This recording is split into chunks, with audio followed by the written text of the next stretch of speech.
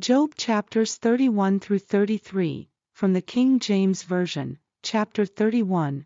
I made a covenant with mine eyes, why then should I think upon a maid? For what portion of God is there from above? And what inheritance of the Almighty from on high?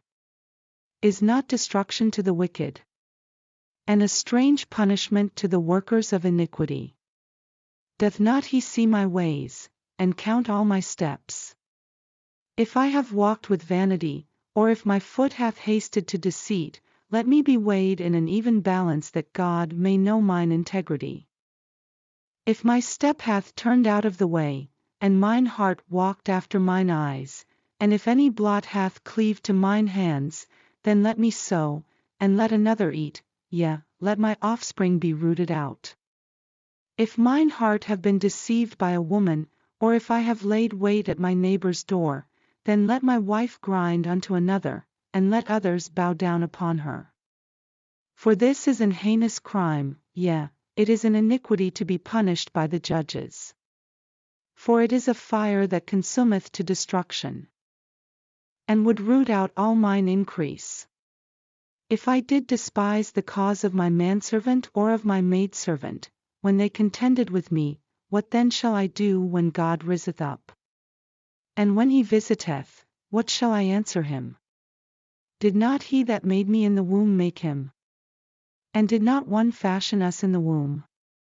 If I have withheld the poor from their desire, or have caused the eyes of the widow to fail, or have eaten my morsel myself alone, and the fatherless hath not eaten thereof, for from my youth he was brought up with me, as with a father, and I have guided her from my mother's womb, if I have seen any perish for want of clothing, or any poor without covering, if his loins have not blessed me, and if he were not warmed with the fleece of my sheep, if I have lifted up my hand against the fatherless, when I saw my help in the gate, then let mine arm fall from my shoulder blade, and mine arm be broken from the bone. For destruction from God was a terror to me, and by reason of his highness I could not endure. If I have made gold my hope, or have said to the fine gold, Thou art my confidence, if I rejoice because my wealth was great, and because mine hand had gotten much, if I beheld the sun when it shined, or the moon walking in brightness, and my heart hath been secretly enticed, or my mouth hath kissed my hand, this also were an iniquity to be punished by the judge, for I should have denied the God that is above. If I rejoice at the destruction of him that hated me, or lifted up myself when evil found him, neither have I suffered my mouth to sin by wishing a curse to his soul.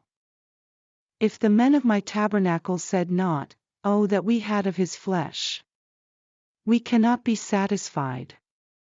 The stranger did not lodge in the street, but I opened my doors to the traveler. If I covered my transgressions as Adam, by hiding mine iniquity in my bosom, did I fear a great multitude, or did the contempt of families terrify me, that I kept silence, and went not out of the door? Oh, that one would hear me! Behold, my desire is, that the Almighty would answer me, and that mine adversary had written a book. Surely I would take it upon my shoulder, and bind it as a crown to me. I would declare unto him the number of my steps, as a prince would I go near unto him. If my land cry against me, or that the furrows likewise thereof complain, if I have eaten the fruits thereof without money, or have caused the owners thereof to lose their life, let thistles grow instead of wheat, and cockle instead of barley. The words of Job are ended. Chapter 32. So these three men ceased to answer Job, because he was righteous in his own eyes. Then was kindled the wrath of Elihu the son of Barachel the Buzite, of the kindred of Ram. Against Job was his wrath kindled, because he justified himself rather than God. Also against his three friends was his wrath kindled, because they had found no answer, and yet had condemned Job. Now Elihu had waited till Job had spoken, because they were elder than he. When Elihu saw that there was no answer in the mouth of these three men, then his wrath was kindled. And Elihu the son of Barachel the Buzite answered and said, I am young, and ye are very old, wherefore I was afraid, and durst not shew you mine opinion. I said, Days should speak, and multitude of years should teach wisdom.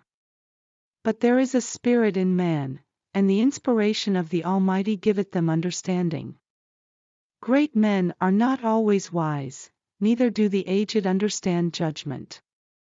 Therefore I said, Hearken to me, I also will shew mine opinion. Behold, I waited for your words, I gave ear to your reasons, whilst ye searched out what to say.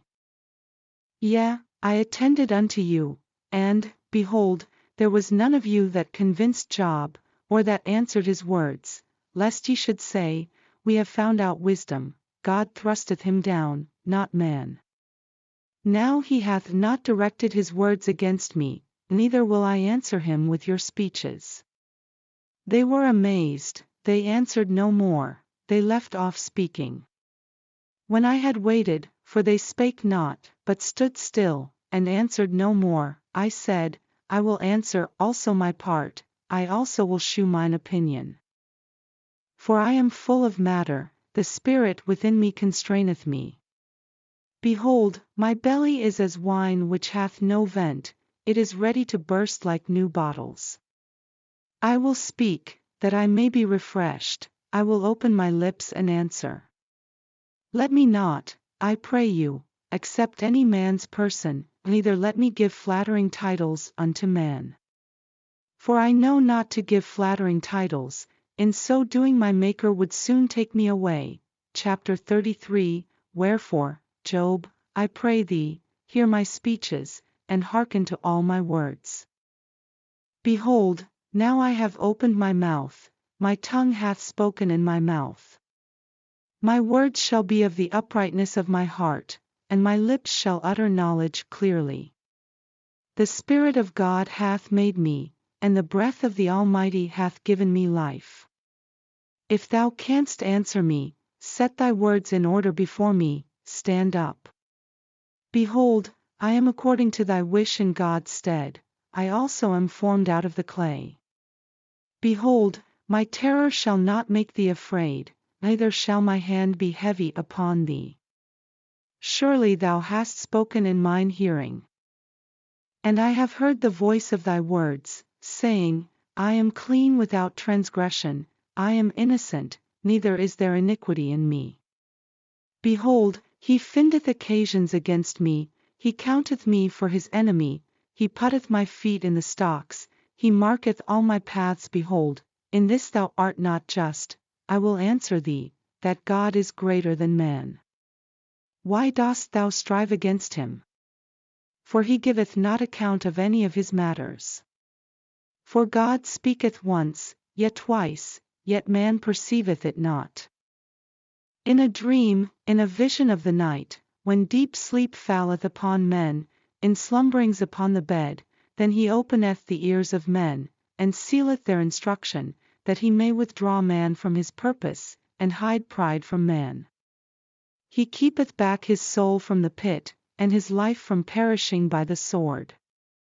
He is chastened also with pain upon his bed, and the multitude of his bones with strong pain, so that his life abhorreth bread, and his soul dainty meat.